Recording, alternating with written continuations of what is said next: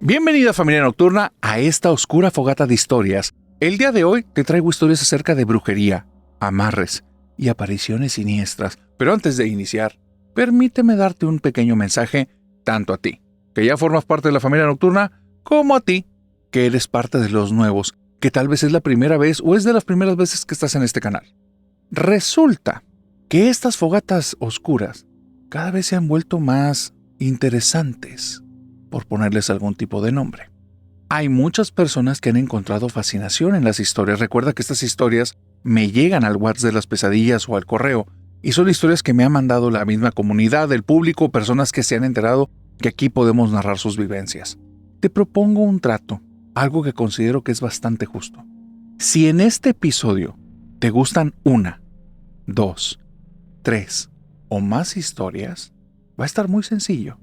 Porque si te gustan 1, 2, 3 o más historias, entonces suscríbete y dale a la campanita. Y te lo digo a ti, que ya tienes tiempo en el canal, y también a ti que vienes llegando, porque resulta que muchos que son parte de la familia nocturna creen que están suscritos, pero cuando voltean a ver el botón, resulta que no es así. Así es que, si te gustan 1, 2, 3 o más historias, al final te suscribes y le das a la campanita. Dicho una vez esto, comencemos con esta oscura fogata de historias.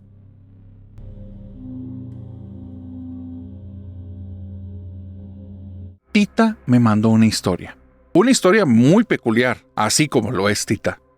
Tita se llama Elsa, pero le dicen Tita por chiquitita. Resulta que mide 1,52. Más o menos por allá de los 14 años, el cuerpo dijo, yo hasta aquí llegué y dejó de crecer. Y se quedó ella chaparrita. Pero no te confundas, porque si un día te topas con Tita, vas a ver una persona de un rostro muy dulce, de una forma de ser muy peculiar, muy llamativa. Su voz tiene algo, tiene un toquecito de vida así muy interesante, pero tiene un carácter. Tita es una generala y lo sabe perfectamente. Y ella cree, según lo que me cuenta, que esto ocurrió a raíz de vivir con una mamá soltera. Ella no es hija única, ella era la primera de 2 hijos. Tenía ya cerca de 10 años cuando viene su hermanito, y su hermanito cuando cumple 2 años, estamos hablando que Tita ya tiene 12, entonces, en ese momento, ella empieza a ser como la cuidadora de su hermano, porque mamá tiene que estar trabajando de manera ardua para sacar adelante a los 2. En ese tiempo, comienzan a ocurrirle cosas en la casa a Tita. Y te quiero adelantar algo. Estas cosas que te voy a decir no es la historia, es el contexto. En la casa en la que vivía Tita cuando tenía 12 añitos, cuidando a su hermano, se escuchaban en ocasiones como murmullos, a veces hasta lamentos. Ella está segura que tenía que proteger a su hermano de las cosas que estaban en la casa. Le daba mucho miedo, porque cuando dejaba a su hermano en alguna habitación y después se salía, escuchaba que venían de la nada pasos que se metían en la habitación. En más de una ocasión vio como la puerta se iba cerrando lentamente y ella se metía rápidamente y entonces la puerta se detenía y tenía que sacar a su hermano. Le comenzaba a dar reportes a mamá y le iba y le decía a su mamá, mamá, están pasando cosas extrañas en la casa, algo le quiere hacer daño a mi hermanito. Y la mamá, imagínate, se va a trabajar desde temprano. Cuando llega ya a la casa está sumamente cansada, no sé si tenía 1, 2 o más trabajos, pero está la señora deshecha, al punto en el que no tiene el mejor humor, ni la mejor atención, ni tampoco tiene el tacto. Y nada más le decía, ay niña, ya deja tus cuentos para otro lado, nada más encárgate de tu hermano y ya, es un favor lo que te estoy pidiendo. Tita, esos fueron sus primeros choques con su mamá. Antes de eso las cosas iban bastante bien. El problema es que Tita a sus 12 años despertó el instinto materno.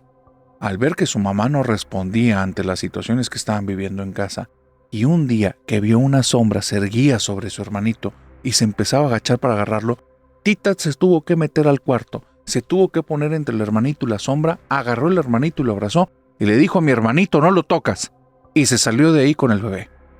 Cuando llegó su mamá y le dio el reporte, pues su mamá nada más le dijo, niña, ya te dije, y Tita le empezó a pegar en la mesa. ¡Pa, pa, pa, pa! ¿Me vas a hacer caso o no? No te estoy inventando cuentos. Si quieres a mi hermanito tanto como yo, cuídalo, no nos estés dejando aquí solitos. Y la señora se quedó con los ojos abiertos así como platos, impactada. Jamás le había hablado así la niña. La niña no le está haciendo berrinches, no le está pidiendo un dulce, no le está pidiendo salir, le está pidiendo que no los deje solos en casa. La señora se asustó y a partir de ese día buscaba dejarlos en casa de la abuela. Ahí en la casa de la abuela las cosas mejoraron y comienza a avanzar el tiempo. Hasta que Tita cumple 14 años y deja de crecer. Porque en ese momento, ya con un hermanito de 4 añitos más o menos, en ese momento, ella empieza a vivir cosas muy extrañas. Empieza a vivir que en la casa en la que está, que a veces es la casa de la abuela, a veces es la casa de su mamá, hay la sensación que alguien se mete por una ventana. Hay un problema. La ventana siempre está cerrada. No hay ruidos de apertura, pero está la sensación que de repente alguien se metió y anda caminando dentro de la casa. Esto está bien chistoso. Así lo va a recordar Tita. Porque cuando va algún primito a la casa de la abuela, le dice que vio una sombra justo en el lugar en el que Tita siente que se queda esa persona cuando ella se va de la casa. Es como si de alguna manera le estuvieran buscando ella y a su hermanito, y cuando se van, se quedan esperándolos ahí. Tita comienza a reportarle estas cosas a su mamá. Y su mamá, ay Tita, otra vez con tus cuentos. Y Tita para este momento ya es otra persona. Ya no se deja apabullar por nadie. No son cuentos. Faltaba más, mamá, que me esté regañando por decirte la verdad. A mí no me vas a estar regañando por decirte la verdad. A mí me dijeron que decir la verdad es bueno. Así es que tú entiende qué es la verdad y no me estés regañando. Y la mamá salía regañada. Tita ya parece entonces ni quien la parara. Y la vida comenzó a avanzar. El tema de lo paranormal dejó de ser un tema. Ese hermanito comenzó a crecer más. Y ya a sus 7 años ya estaba a la altura de Tita. Ya a sus 14 años, pues era un mastodonte. Tita se quedó de chiquita, pero ella seguía siendo la mandona. Esto provocó que cuando Tita cumplió por ahí entre los 20 y los 23 años, ya se sentía que no encajaba en casa. Tenía ya todo un carácter. Era una persona ambiciosa, trabajadora, que iba poco a poco escalando como en el nivel de corporativos. Las cosas iban bien. Así es que ella decidió que ya era momento de partir. Era momento de dejar a mamá y a su hermanito, que ya no era ningún hermanito, el tipo medía 1,85, pero Tita lo seguía viendo y le decía a mi hermanito, cuando la mirronguita esa, pues como te digo, medía 1,50. Una tipaza, una gran señorita, pero se va a vivir sola. Su mamá le dice, Tita, ¿pero cómo le vas a hacer? Pues como le he hecho siempre desde que soy niña, mamá, valiéndome por mí misma, no me estés molestando. Si me vas a ayudar, ayúdame, pero no me estés regañando.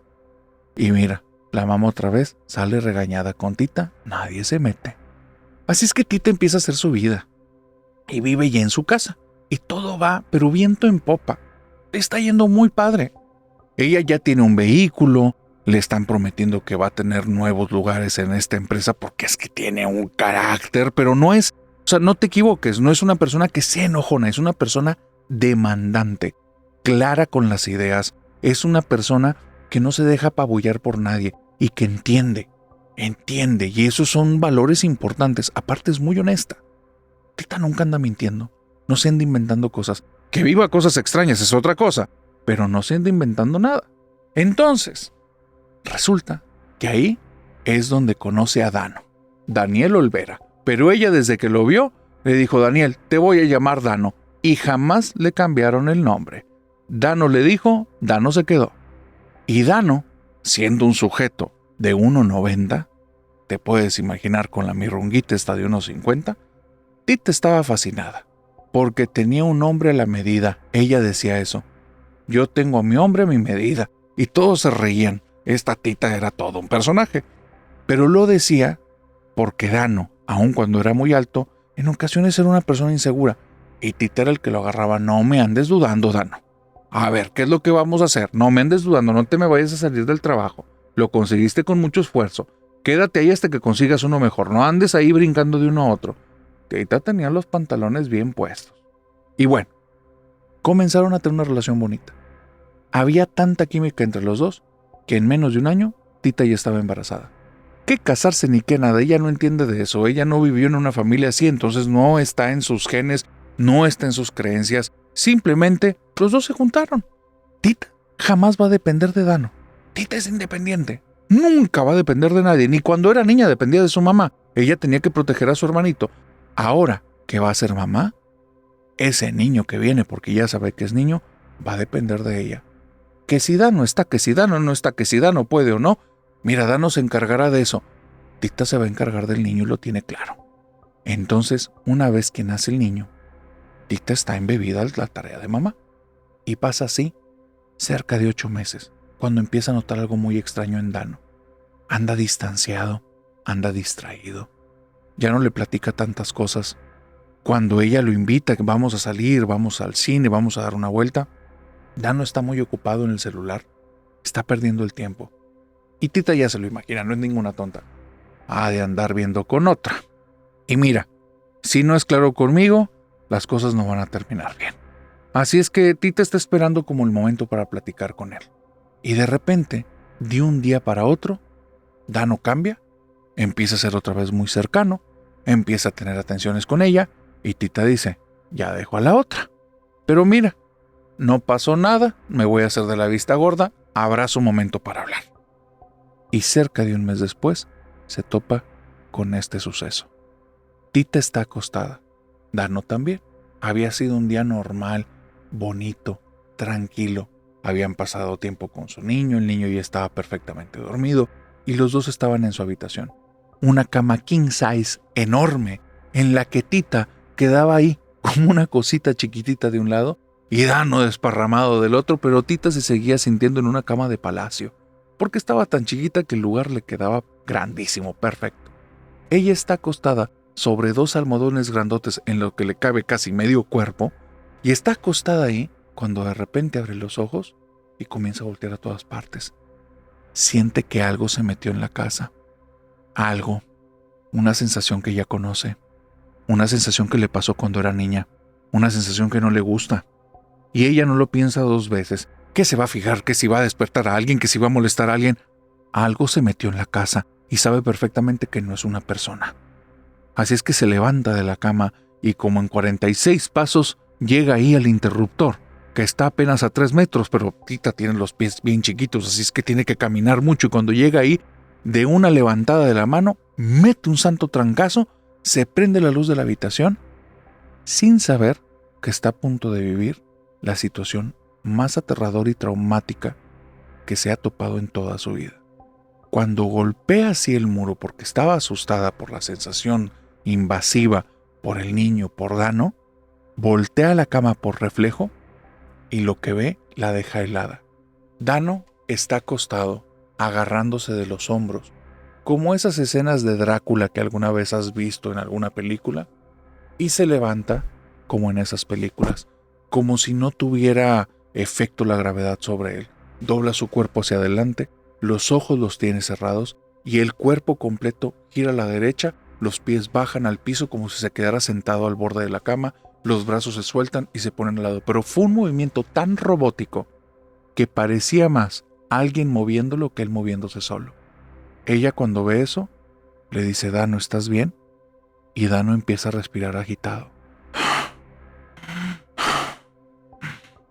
Y empieza a ver que Dano está volteando hacia el piso, los hombros se elevan mucho, la cabeza se eleva junto con los hombros y se ve como un tipo de respiración que ya se lo ha visto a personas muy enojadas, a personas que en el trabajo ha tenido que enfrentar y están a punto de soltarle un trancazo, pero Tita no se va a dejar apabullar por eso, ni en el trabajo ni ahí. Así es que nada más le alza la voz y le dice, a mí no me andes haciendo eso, Dano, ¿qué te pasa? ¿Estás bien? Y Dano empieza a respirar más inflado, más enojado, como con un gruñido, y entonces en su cabeza piensa, ay Diosito Santo, cuídanos. Y donde piensa eso Tita, Dano gruñe y dice, rezos no. Y Tita se pone helada. Se pone helada, pero cuando era niña también. Eso ella no la detiene. Se siente helada, se siente con miedo, y eso le da más fuerzas. Aprieta los puños y da 2 pasos fuertes hacia Dano, que para el final queda en la misma distancia que estaba antes. Con esos 2 pasos fuertes, con los puños apretados, dice: a mí no me vas a estar hablando así y yo hago lo que quiero. Así es que vamos a rezar. Y se va caminando con Dano y se sienta al lado de él y le agarra la mano. Y siente que Dano aprieta los puños y Tita le dice: te dije que vamos a rezar. Y le agarra la mano y se la pone arriba de su regazo y empieza a decir: a ver, ayúdame con un Padre Nuestro. Y empieza a gruñir Dano.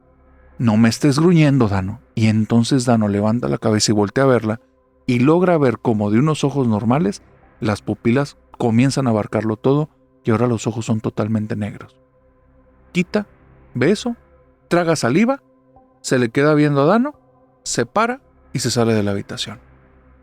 10 minutitos después llega, después de haber hecho un escándalo en casa, llega a la habitación y le avienta 2 chorros de agua bendita en la cara a Dano y le dice: te dije que te vas a poner a rezar conmigo. Y ya. Se sienta al lado de él, agarra un rosario, se lo pone en el cuello y le empieza a aventar agua bendita cada vez que gruñe. Y está rezando, dice Tita: yo no me sé el rosario, si es que recé lo que me acordaba.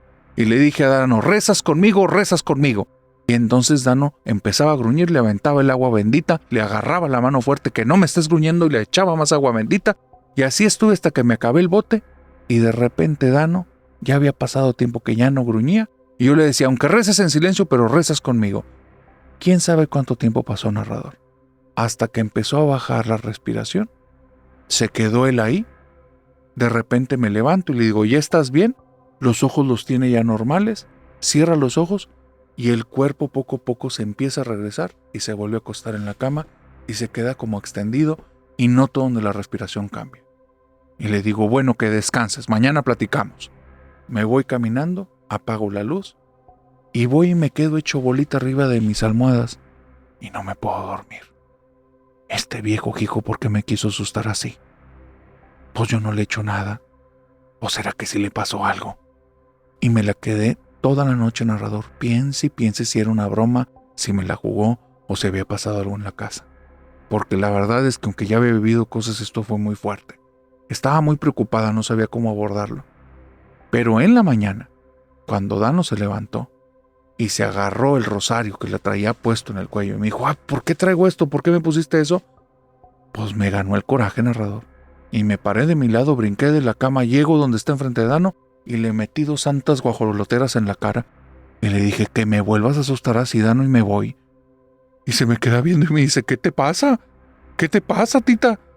Y ya le expliqué todo lo de la noche. Ese día Dano se la pasó diciéndome: discúlpame, Tita, yo no me acuerdo de nada, en serio no fue con intención, no sé qué me pasó. Y narrador, al final de ese día caí en cuenta que yo actué mal. Realmente había pasado algo en la casa. No era culpa de Dano. Le iba a pedir disculpas al día siguiente. Pero Dano cambió. Al día siguiente estaba como refunfuñón, enojado. No me quería hablar. Yo creía que eran por las guajoloteras que le solté, así es que dije: no, ya. Le voy a dar su tiempo para que se apacigüe y después yo voy a ir a hablar con él y le voy a pedir disculpas porque no me comporté como es debido. Pero me esperé y ese fue mi error. Una semana después, un día no volvió del trabajo, me mandó un mensaje de celular: ya no voy a regresar, no quiero estar contigo. Y no supe más de Dano por un muy buen tiempo. Yo me encargué de mi niño. Por ahí me enteré por las amistades, por las redes, que Dano seguía con su vida y yo dije: es por la tipa. Y sí, no habían pasado ni 2 semanas cuando ya aparecía al lado de una chica. Esa chica no sé ni quién era. Bueno, pues allá mis bendiciones, que le vaya muy bien con esa mujer. Yo me voy a encargar de nuestro niño. Mi niño no le va a faltar nada. Y listo. Pasando 6 años, Dano me mandó un mensaje que decía: Tita, me comporté muy mal. Dame por favor la oportunidad de disculparme en persona. Te tengo que contar algo. No quiero volver, pero sí necesito pedirte disculpas de frente y contarte algo. Nos fuimos a tomar un café. Lo primero que le dije a Dano fue que le pedí disculpas yo por las guajoloteras que le di ese día, porque le dije que después de tantas vueltas yo sabía que no era culpa de él. Él se empezó a reír y me dice: pues entonces no te va a sorprender lo que yo te voy a decir, Tita. Y me contó que sí, que mis sospechas eran correctas. Cuando tuvimos a nuestro niño, él sintió que me alejé mucho, no supo decírmelo, y una chica del trabajo le empezó a coquetear. Entonces, un día que ellos salen y él iba ya con unas intenciones muy claras a casa de ella, cuando entró, se topó un altar que tenía varias estatuillas y eran estatuillas con lo que él describe que eran monstruos. Se impactó tanto que dijo, no, yo no quiero nada de esto, no quiero saber nada de ti, y la dejó. Resulta que después me dejó porque se empezó a obsesionar con esta mujer y él no sabía por qué, pero no podía dejar de pensar en ella. Y cuando pensaba en mí o en nuestro hijo, se llenaba de coraje. Hasta que un día vio una sombra en la casa y esa sombra llegó, se puso detrás de él y le hizo daño. No sé si lo ahorcó, le agarró los brazos, le hizo daño. Y dice que se asustó tanto que eso le dio fuerzas para salirse de la casa y romper esa relación. Y estuvo batallando como 3 años porque en todo le iba mal, no podía conseguir trabajo, su cabeza no estaba bien, nunca se sentía bien, andaba como en una montaña rusa de emociones, pero de repente, después de muchas cosas que tuvo que hacer, esa cosa lo dejó de seguir, esa sombra lo dejó de molestar y esa mujer desapareció de su vida. Y me dice, Tita, parece que me tenían amarrado. Si conoces a alguien que le haya pasado alguna historia relacionada con embrujos o amarres, mándame su historia al WhatsApp de las pesadillas.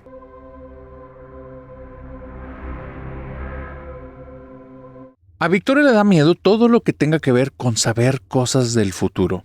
Todas las cosas que tengan que ver con artes ocultas, con chamanismos, con esoterismo, todo eso, para ella ya está prohibido. No creas que es porque es una santurrona o que su familia le inculcó ciertas creencias. No, es porque tuvo unas vivencias tan traumáticas que no quiere volver a saber nada de esto. Todo comenzó como un jueguito, como a muchas personas les pasa. Ella se fue con unos compañeros a vivir en una casa como de hospedaje mientras estaba en sus estudios universitarios. La casa de hospedaje es un edificio que está muy cerca de la universidad y aunque no forma parte de ella, prácticamente está llena de estudiantes. No sé si en tu ciudad pasa esto, pero que hay lugares ahí, edificios de departamentos que pareciera que están hechos específicamente para que vivan ahí personas de la universidad. Entonces, ella vivía en uno de estos complejos. Y resulta que con los 2 roomies que se pone a vivir, que no estoy tan seguro, y esto es importante recalcarlo, no estoy tan seguro que vivan en el mismo departamento, pero digamos que viven en el mismo piso. Los 2 roomies o sus compañeros ahí de departamentos son 2 amigos que justamente son amigos porque tienen gustos muy parecidos. ¿Qué gustos parecidos tienen? Les gustan las cosas ocultas, les gusta el tema de la ouija, les gustaría hablar con los muertos, que los fantasmas les digan su futuro. Para Victoria es un tema importante, es un tema de respeto, es un tema en el cual siente que está tocando campos desconocidos en los cuales no se vale jugar. Para los amigos, no. Para los amigos es, imagínate que tenga poderes y pueda llamarle un muerto, imagínate que con esto pueda asustar a mi familia, y cosas triviales, ridículas. Que pueda aprender el número de la lotería y sacarme ahí el dinero, el premio, que entonces yo pueda estar escuchando a alguien decirme secretos de la familia y los asuste. Puras estupideces, cosas que no tienen efecto real, más que generar algún tipo de pequeño espectáculo donde todo el centro de la atención lo tengas tú. Lamentablemente los amigos de Victoria piensan así y ella no lo sabe. Porque entonces, después de unos mesecitos de estar viviendo ya en este edificio de departamentos, van a hacer sus primeras sesiones de adivinación. Uno de ellos ha decidido que el tarot es la manera de contactar con el otro lado. Por medio de las cartas podrán saber el pasado, el futuro, el que les espera. El problema es que todo el rito, todo el proceso, lo hace de una forma tan caricaturesca que Victoria se siente hasta ofendida. Es ridículo lo que él está haciendo. Desde la forma en la que barajea las cartas, parece un croupier de un casino. Una persona que está haciendo las cosas haciendo como un poquito de fanfarronadas en momentos. Es ya más un ilusionista, haciendo que las cartas brinquen de una mano para otra, separándolas en la mesa, recuperándolas todas en un manojo de cartas que hace que parezcan que están volando y flotando. Trucos de ilusionista. Trucos que tienen que ver con las manos. Respeto nulo. Esas cosas, eso que él está haciendo, que hace que su otro compañero esté, wow, ¿cómo pudiste aprender eso? Enséñame ese truco. Hace que Victoria esté ofendidísima. Bueno, ¿ustedes vinieron a hacerse los payasos o qué? Esto se hace con respeto. Si vamos a buscar contactar con el otro lado, hay que hacerlo de alguna manera, pero de una manera respetuosa y correcta. Imagínate esto que estás haciendo. Esperas que ellos te rían, te aplaudan, se van a enojar contigo, parece que estás jugando con ellos. Y entonces sus compañeros dicen, ¿con quién? Con el que hizo las cartas, con el dueño de las barajitas. Y entonces ella nada más les voltea la cara y ya. Esa noche, después de repartir las cartas, nada pasó. Absolutamente nada. El siguiente compañero es el que traía ahora. ¿Qué es lo que vamos a hacer para contactar al otro lado? ¿Cómo vamos a tener estos poderes? ¿Cómo vamos a saber el futuro? Y su instrumento ya lo sabes, la ouija.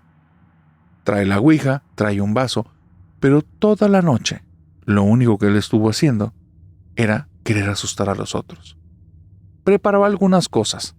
Una botella de plástico media aplastada la había puesto cerca de ellos detrás de un mueble, y él encendió el aire acondicionado. Sabía que en el momento en el que cambiara la temperatura suficientemente, se iba a escuchar un tronido en el lugar e iban a saltar. Y fue preparando pequeñas cosas. Le pidió a un compañero de otro piso que comenzara a caminar marcando los pasos después de cierta hora para que pareciera que estaban ocurriendo cosas. Trucos baratos, pero eran tan baratos que cuando pasaban, él soltaba una carcajada cuando ellos se sorprendieron. Después de 4 o 5 cosas entendían que todo eran tonterías de él y no pasó esa noche nada. Victoria estaba molesta, enojada. Empezó a buscar, empezó a darse cuenta que ella sí quería contactar al otro lado, les pedía perdón a cualquiera que estuviera del otro lado escuchándolos, que ella no quería ofenderlos, que por favor le dijeran cómo contactarlos y que quisiera hacerlo con otras personas, pero sabe que se necesitan 3, por alguna razón lo tiene así metido en su mente, sabe que se necesitan 3 para contactarlos, que por favor le digan cómo.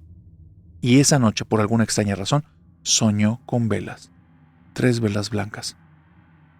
Al día siguiente, llega con velas blancas con sus compañeros y dice, así nos vamos a conectar, les pido por favor respeto.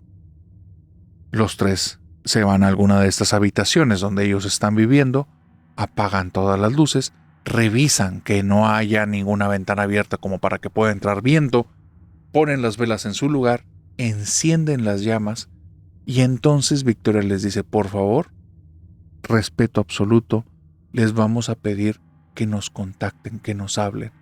Y entonces uno de ellos se ríe y dice, las velas no hablan. Y Victoria lo fulmina con la mirada y le dice, en serio te estoy pidiendo respeto.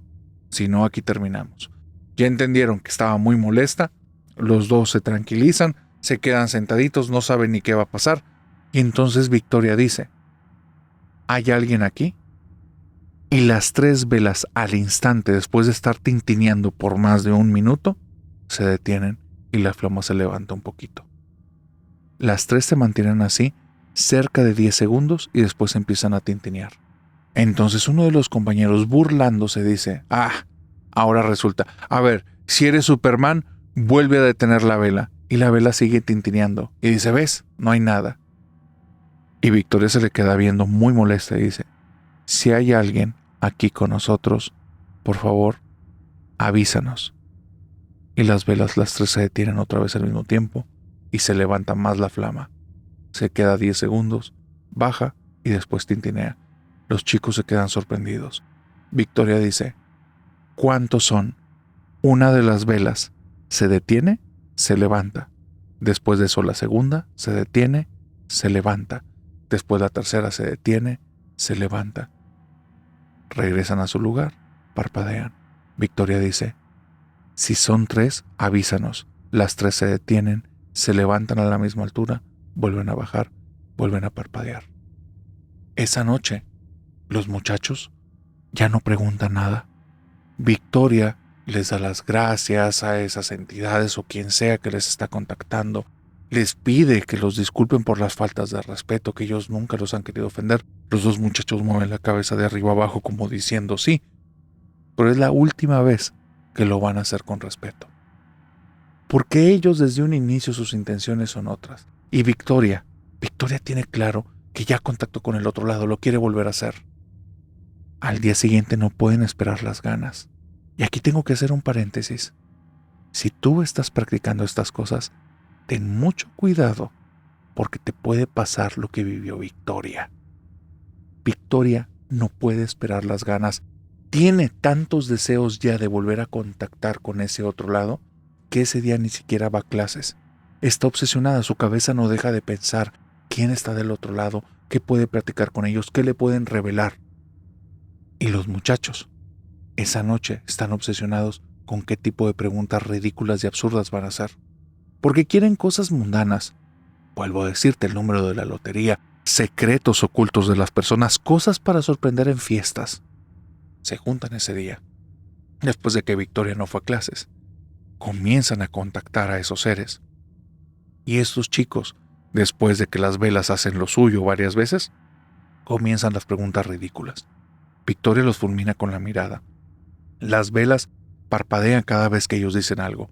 Y una y otra vez las preguntas son cada vez más ridículas e idiotas, al punto que llega un momento en el que están preguntando si al día siguiente deberían de bañarse, deberían de ir a clases, deberían de dormirse boca abajo o boca arriba, y ya son puras estupideces hasta el momento en el que Victoria vuelve a pedir perdón a las velas y a los seres que están del otro lado, las apaga y les dice, si vuelven a hacer esto, no vamos a volver a juntarnos y no vamos a volver a llamarlos porque esto es una ofensa.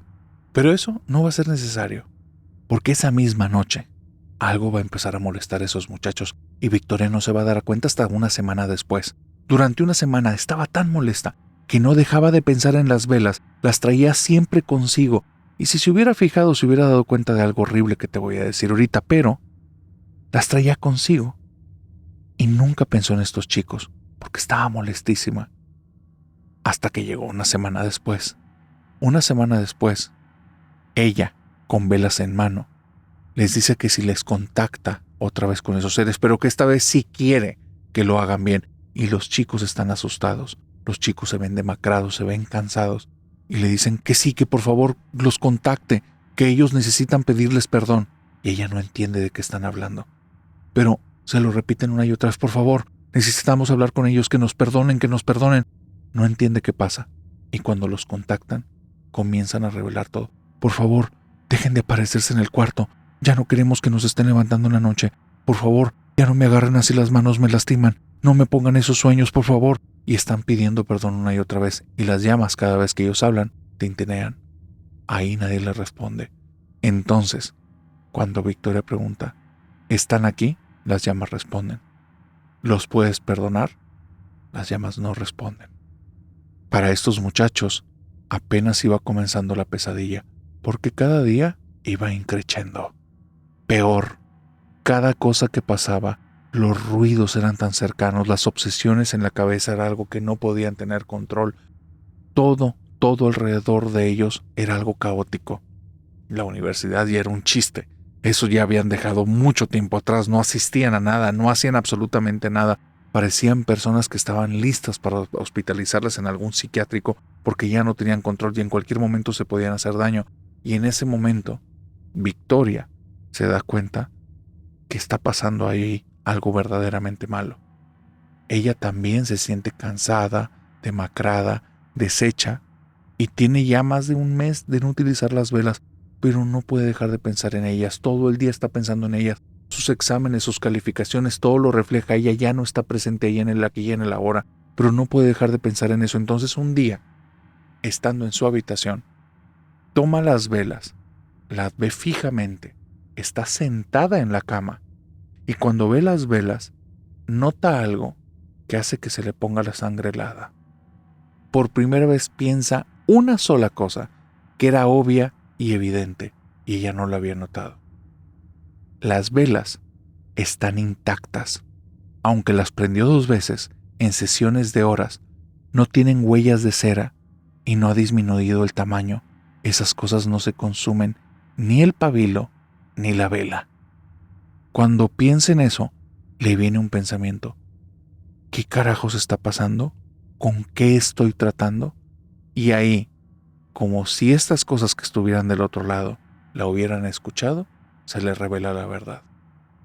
Estando sentada en la cama con las velas en las manos cuando piensa eso, el cuerpo se le queda duro, como si fuera una piedra, no lo puede mover, solo puede mover los ojos, y cuando logra mover los ojos un poquito hacia arriba y ver hasta la mitad de la puerta, ve cómo de cenizas que no están en su habitación, pero de cenizas se empiezan a formar 3 cuerpos que dejan claros un par de piernas cada uno. El primer cuerpo está frente a ella, 2 a los lados de la cama, y en el rabillo de los ojos, en la vista periférica, los logra ver. Son como personas que tienen las manos puestas como si fueran oración. La piel es absolutamente oscura y tienen un aroma putrefacto y quemado espantoso. Una vez que se forman, ella está pensando, Dios mío, Dios mío, Dios mío, y como si eso los molestara, se empieza a deshacer toda esa ceniza.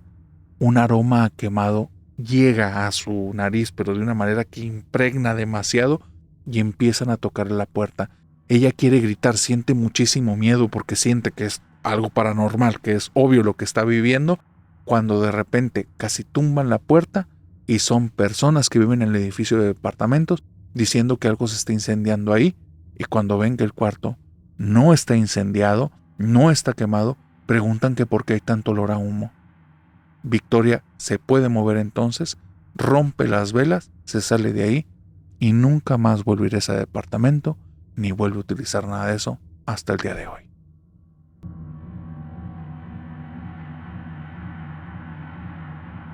A Ramón le gusta el tema de lo paranormal, le gusta este tema porque vivió una sola cosa, y justo cuando tenía alrededor de 16 años, pero con esa cosa le ha bastado para toda la vida, y entiende esta frase: me gustan las historias, pero odio las vivencias. Ramón era un chico muy normal. De hecho, se pudiera decir que era de esas personas que son muy tranquilas. Desde que era pequeño hasta sus 14, 15 años, era el hijo modelo. Nunca discutía con papá y mamá, siempre hacía lo que le decían, todas las cosas que le ordenaban, mira, ahí estaba el niño haciendo lo que le pedían papi y mami. Pero a sus 15, 16 años, llegó él hasta aquí. Y él quería ya tener su propia, digamos, como libertad, toma de decisiones, hacer lo que él quería. Aparte sentía que papá y mamá tenían unos gustos terribles y le pedían cada cosa. Y fue más o menos en esa temporada que comenzaron discusión tras discusión, tras discusión, tras discusión. Cosas triviales de cualquier familia. Porque realmente Ramón no estaba buscando hacer nada que fuera a afectar a su familia de una manera negativa o a él. Eran cosas que todos tenemos. La búsqueda de la libertad, el buscar tener tu propia personalidad, mostrar quién eres de tu esencia o encontrarte contigo mismo. El tema es que por ahí de los 16 años, a raíz de una cosa tan trivial que ni siquiera se sabe el tema el día de hoy, Ramón tuvo una discusión tan pesada con papá y mamá que llegaron al punto de las malas palabras, ofensas gruesas, y el papá y Ramón se soltaron un par de golpes el uno al otro. Nunca jamás se hubieran imaginado que ellos eran capaces de hacerse eso el uno al otro, y después de eso no lo volvieron a hacer ni con ellos ni con nadie. Pero ese día, esa casa se vivió tanta violencia que Ramón cree que esa es la causa de lo que le pasó después. Su papá le había metido un golpe a la panza, no demasiado fuerte, sí lo suficiente para que le sacara el aire. Ramón le había abierto el labio de un trancazo en la cara, y después de eso los dos se quedaron helados viendo el uno al otro. Se sorprendieron, se sintieron los dos horrible, como unas bestias, al punto que al papá se le llenan los ojos de lágrima y Ramón lo imitó. Y empezaron los dos a llorar, pero estaban los dos enojadísimos, así es que nada de pedirse disculpas. Se dieron media vuelta y cada quien para su esquina. La esquina de Ramón se transformó en su cuarto, la esquina del papá se transformó en algo que tenía fuera de la casa que buscó alguna excusa para estar haciendo. Jardín o patio, no sé, pero el señor estaba haciendo ahí algo manual. Ramón en su habitación cerró la puerta, ya no la cerró de golpe, se sienta en un escritorio que tiene enfrente de una ventana y está llorando. Empieza a pensar muchas cosas. Es que él no me entiende, hijo de la fregada, aparte me pegó, me sacó el aire. Y después está llorando por arrepentimiento. ¿Cómo me atreví a pegarle a papá? Si él también siempre ha sido buena persona.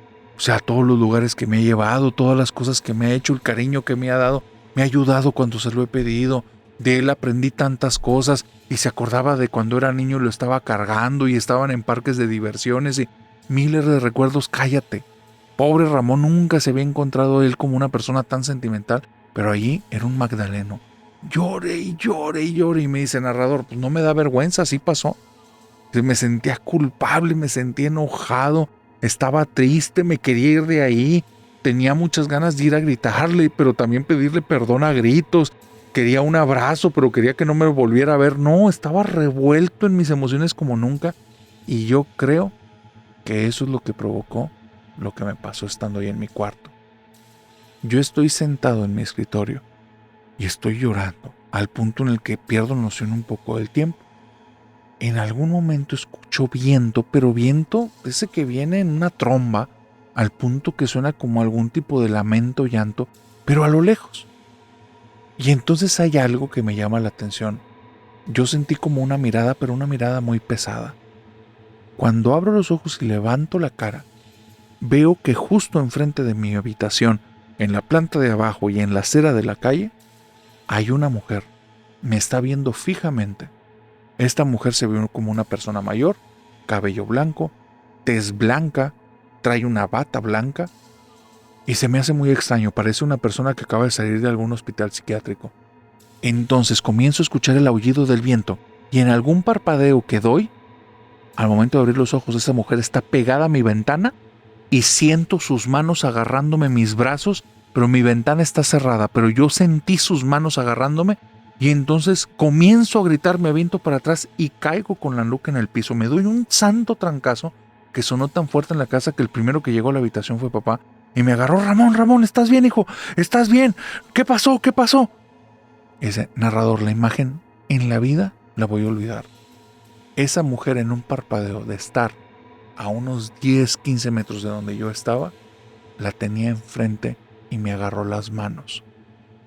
¿Qué demonios fue lo que yo vi? Durante muchos años yo dije es la Llorona.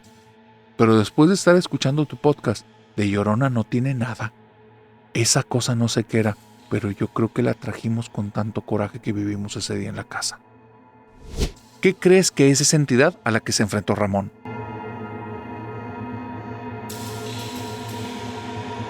En 1985 ocurrió una tragedia en la Ciudad de México. Un temblor que muchos conocen. Muchas personas salieron afectadas, no me refiero nada más a heridos, hubo una cantidad de muertos, pero fue algo exageradísimo. La ciudad no estaba preparada para un temblor de esa magnitud, los edificios no estaban preparados para eso. Hay un lugar, un terreno, cuya locación no conozco dónde es, pero ahí en ese momento había un edificio y se desplomó por completo. Un montón de personas fallecieron lamentablemente, y así quedó el lugar.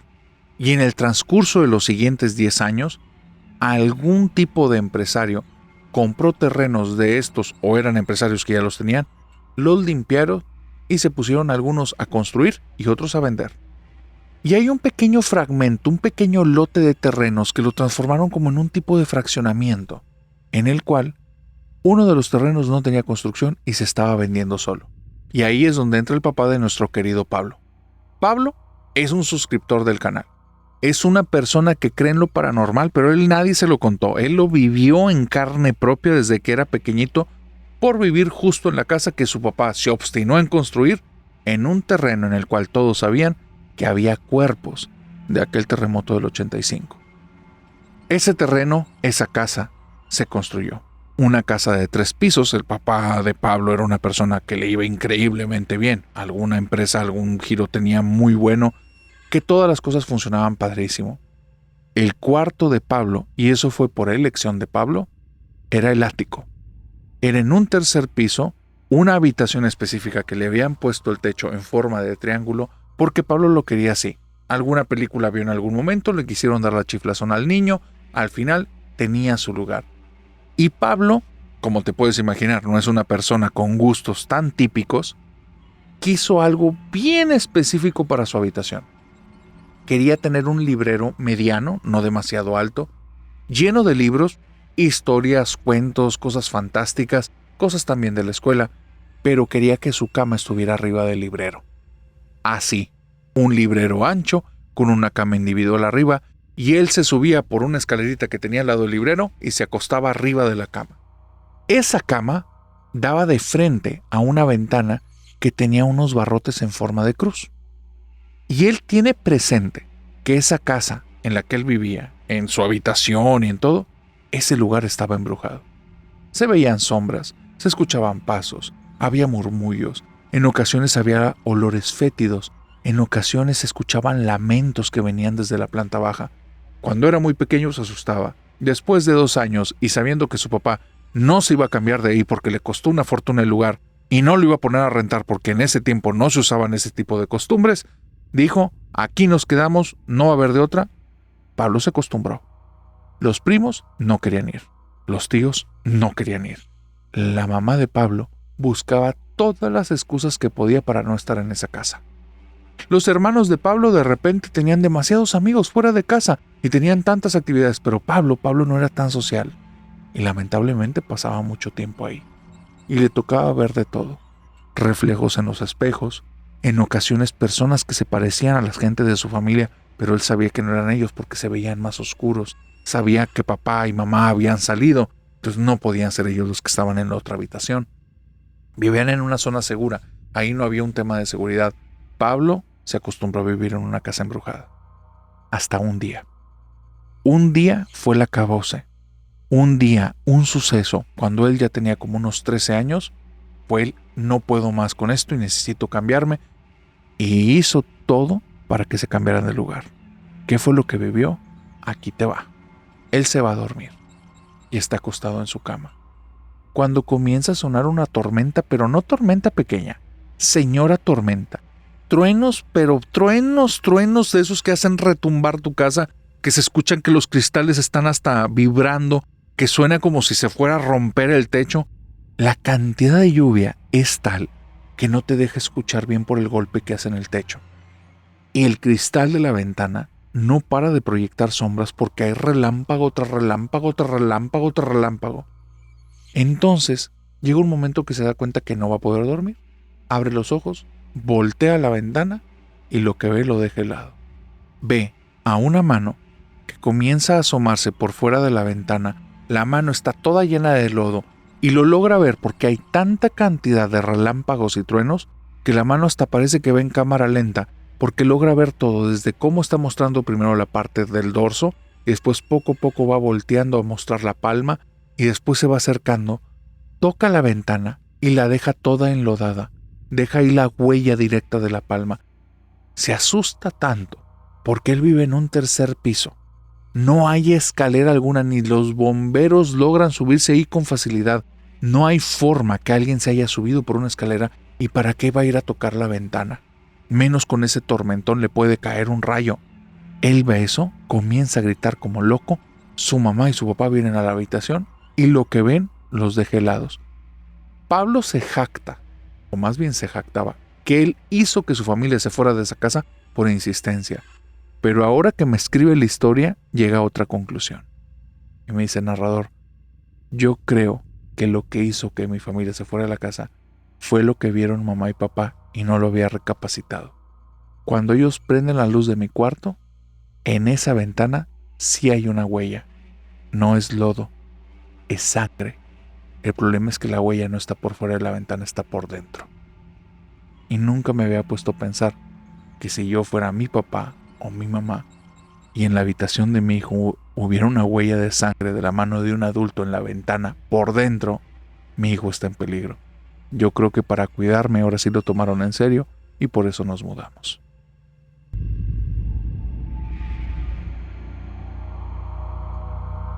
Voy a terminar este episodio contándote la historia de Israel. Esta historia no es una historia. Son varias historias y es algo que él vivió en Misiones. Y cuando lo leí me dejó la piel chinita porque está bien fuerte.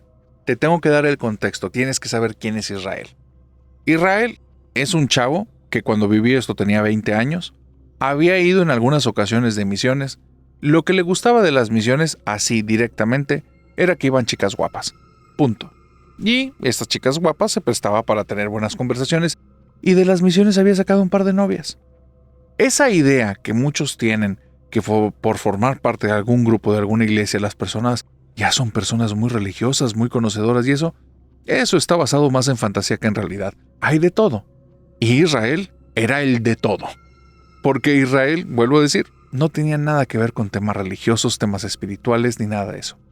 Cuando va a esta misión, que era una nueva locación, iba a una ciudad en la que él nunca había ido, la gente del grupo de misiones comienza a platicar acerca de que este lugar al que van, que vamos a ponértelo de una forma en la que se entienda un poco más, son varios grupos, células que tienen alrededor de 7 personas cada uno, y cada uno de ellos va a ir a una ciudad, pueblito, colonia diferente. Porque estás hablando de lugares fuera de la ciudad en la que tienen sus propias divisiones. Esos lugares están cercanos el uno al otro, pero no demasiado. No se pudiera decir que propiamente son ciudades distintas porque no están tan lejos, están pegaditos. Entonces es como una cosmópoli, pero una cosmópoli de un lugar que no llega ni a 100 habitantes y el otro está como a 4 kilómetros y no llega ni a 100 habitantes y así. Pequeños lugares, pequeños poblados. Muy bien. Israel comienza a escuchar de los que van al frente de estas pequeñas células que les encargan que al regresar se traigan las historias de terror más buenas porque a los lugares que van se sabe que están embrujados. Israel escucha eso y dice, viejos ridículos, ellos y sus cosas, yo ya he ido 2, 3 veces y nunca pasa nada. Y se va a su misión pensando en que ahora en la fraternidad, en este grupo, no le tocó ninguna chica guapa, entonces no va a tener oportunidad de ligue y se va a tener que enfocar en las actividades que le pongan. Al final son unas vacaciones que va a pasar ahí con gente de su edad. Estando ahí en el pueblo, le pasa una cosa tan extraña que sabe que trae una historia y sabe que en ese círculo, en esa fogata que van a hacer para contarse las historias de terror, él quiere participar porque tiene algo que decirles. Regresan de la misión, pasa una semana, comienzan a mandar mensajes las personas que están al frente de la fraternidad. Israel ya se había colado entre ellos porque aunque él no iba frente de ningún grupo, él ya les había dicho que él tenía una historia y lo invitan.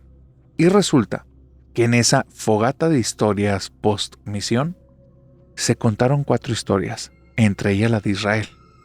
Pero esto que estás a punto de escuchar te va a dejar los pelos de punta como me los dejaron a mí. Ahí te va. La primera historia es de una chica. Vamos a darle de nombre Ross. Ross es una chica que va al frente de su grupo y desde que llega al lugar está como que con la cabeza en 2 cosas. Que la gente haga lo que tiene que hacer y déjame ir investigando cuál es el lugar más embrujado de aquí. Y cuando le pregunta a la gente del pueblo si había una leyenda, algún lugar embrujado, la gente le decía muy serio, la colina de la bruja, pero no se suba ahí aparecen cosas. Y entonces Ross les cuenta la historia que le contaron. Cuentan que hay un chavito que se llamaba Tomás, que ese chico de nombre Tomás vivía justo en la parte de arriba de la colina de la bruja, y que él, un día estando en casa, su mamá le pidió que saliera a la tienda a comprar algo y se tardó mucho en regresar, que la gente no debe de andar en la colina de la bruja de noche. Así es que él venía regresando ya tardecito, nochecito, cuando ve que a mitad de la colina, a unos 20 metros de la casa, estaba su mamá de pie. Pero la mamá estaba como que viendo la nada. Entonces él va y le dice, ay mamá, perdón por preocuparte. La abraza y cuando la abraza, observa y justo en la entrada de su casa ve a su mamá asomándose para ver si ve a Tomás, si viene para acá. Y cuando la ve ahí, se le pone toda la piel chinita y le dan muchos escalofríos. Suelta eso que está abrazando y siente justo como en el centro del enfrente de lo que está abrazando, ya no está. Y se queda viendo así. Y entonces la mamá, que estaba viendo hacia donde él estaba ya desde hace unos instantes, como si se hubiera aparecido frente a sus ojos, le empieza a decir, Tomás, ¿cuándo llegaste ahí? Vente para acá, hijo. Ya sabes que no andes aquí de noche porque se aparecen cosas. Y Tomás se va caminando a la casa helado.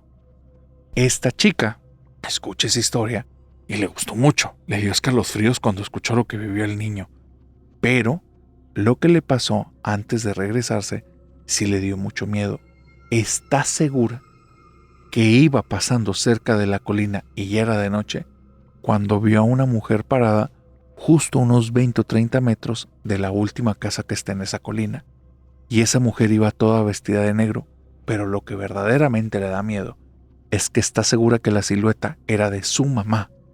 Y entonces cuando la vio le dio mucho miedo y dijo, no, ya no voy a andar preguntando estas cosas, pero traía una historia que contar a esa fogata post-misiones. El tema es que cuando ella está contando esta historia que te acabo de decir de esta colina de la bruja, hay una de las personas que lleva una historia que se empieza a poner frío, pero frío, o sea, se pone pálido, se ve que le empiezan a temblar los labios, se empieza a poner mal y cuando termina la historia, esta persona se pone de pie, le preguntan que si está bien, sí, no se preocupen, va a otro lado, se sirve un café, llega y se siente y le dicen, ¿estás bien? Oye, te ves muy pálido, te ves extraño. No, es que ahorita les digo, espérenme, me asusté mucho. Le dan un espacio como de 20 minutos y les cuenta esto. La historia que yo me enteré en el lugar en el que estaba es que dicen que hay una casa que le llaman la casa del diablo. Nadie la habita.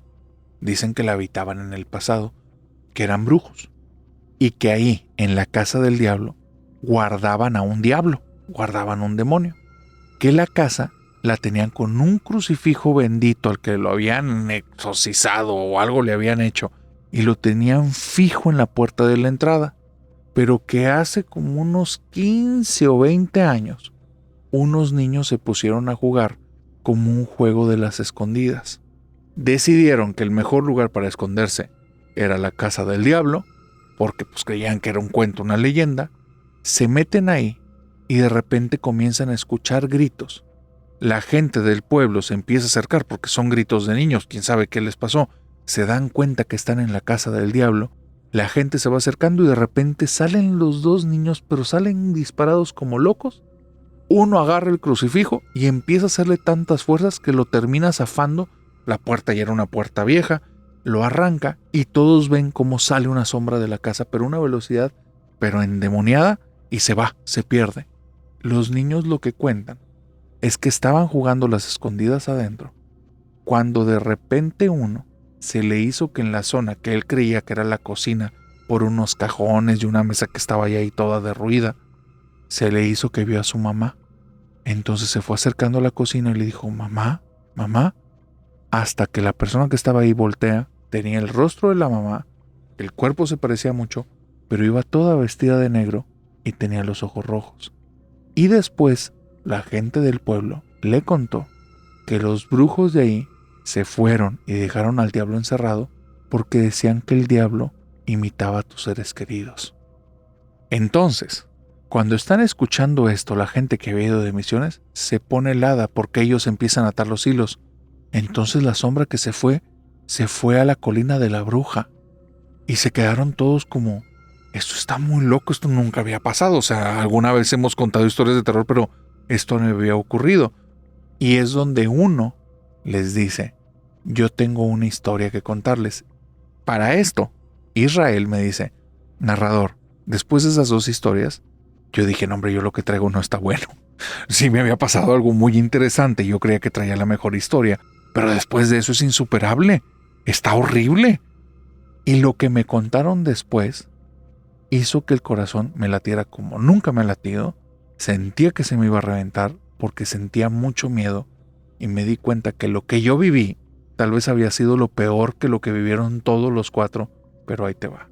La tercera persona que contó la historia de alguien que dice que él lo vivió y que era algo que vivió hace 4 años. Para esto es una persona ya mayor y esa persona ya mayor, don Emilio dice que se agarró a machetazos al diablo. Él cuenta que a su hermano siempre lo acosaban espíritus, que su hermano era un borracho, era mujeriego, era jugador, entonces que ya había varias personas que se habían querido vengar de él y le habían hecho como trabajos de brujería para que le cayeran cosas fuertes. Así es que él le decía a su hermano, a mí no me traigas de tus mugreros a la casa. Si vienes bien, sí, pero si vienes mal y con tus cosas, vete de una vez, no me dejes mugreros en la casa. Y un día, estando él ya medio dormido, comienza a escuchar que están aullando perros, pero muchísimos. Y entonces suenan unos pasos en la entrada de la casa y como tiene una entrada de madera, sonaron como unos pasos, unas pisadas que hicieron crujir mucho la madera. Se abre la puerta de golpe y se escucha a 2 perros que entran corriendo rápido. Y entonces él se levanta asustado y ve que hay un bulto tirado como envuelto en un tipo de manta grandota, ahí justo en el centro de la sala. Y le dice, mano, si eres tú, Si eres tú, mano, dime de una vez porque si no te voy a soltar un machetazo. Ya me asusté. Y ve que a los lados de la manta, de repente están los dos perros dándole vueltas a la manta y se sientan y se le quedan viendo a él. Y entonces él se regresa a la cama y por costumbre tiene ahí un machete. Va y saca el machete y dice, mano, ojalá que no seas tú. Y si es alguien más, de una vez veme entendiendo. Te voy a soltar un machetazo, esta no es tu casa y no te quiero ver aquí. Pero lo que vio don Emilio fue algo que lo hizo reaccionar tarde. Él de repente ve cómo la manta se empieza a levantar y levantar y levantar y levantar y se cae.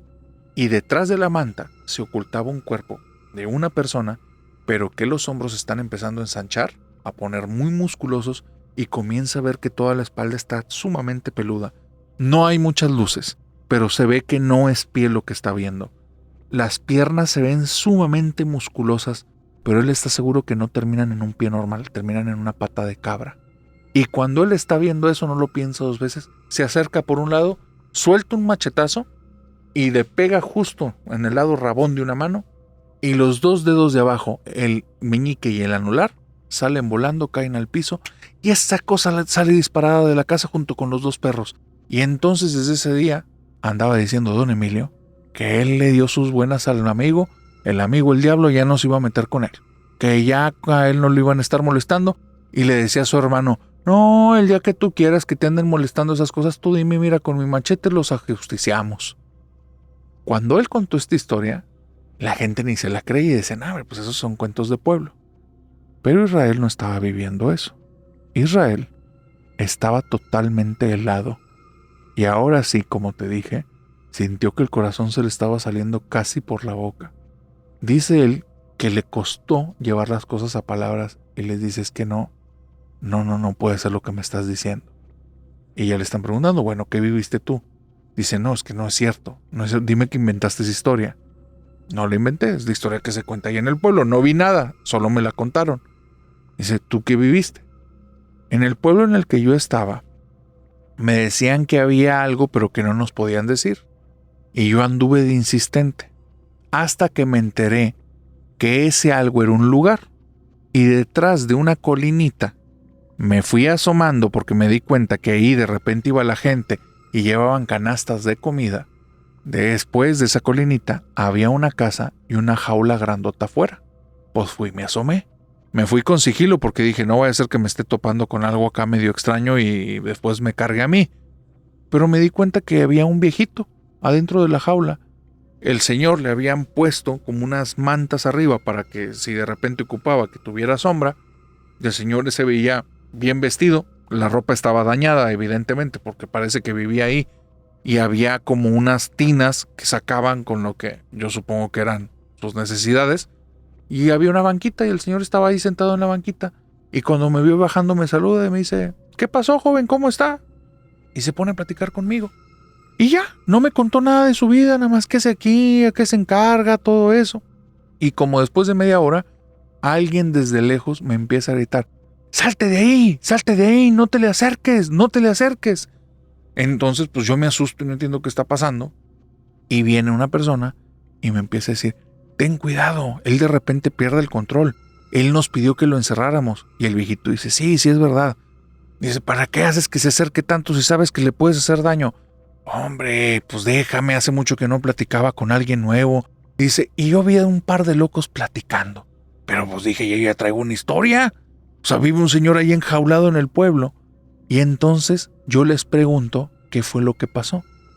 Y me cuentan que este tipo es un nahual.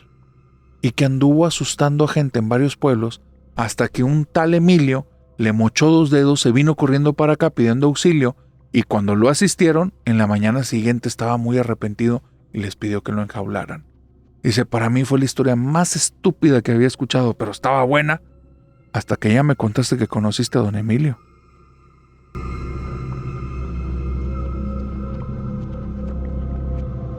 Y con esta historia, querida familia nocturna de YouTube, llegamos al final de esta oscura fogata de historias. Así es que por favor, dime, ¿te gustaron 1, 2, 3 o más historias? Porque si es así, suscríbete y si conoces a alguien que pueda ser parte de la familia nocturna, compártele este video para que cada vez seamos más en esta familia, la familia más oscura y más chida de todo internet.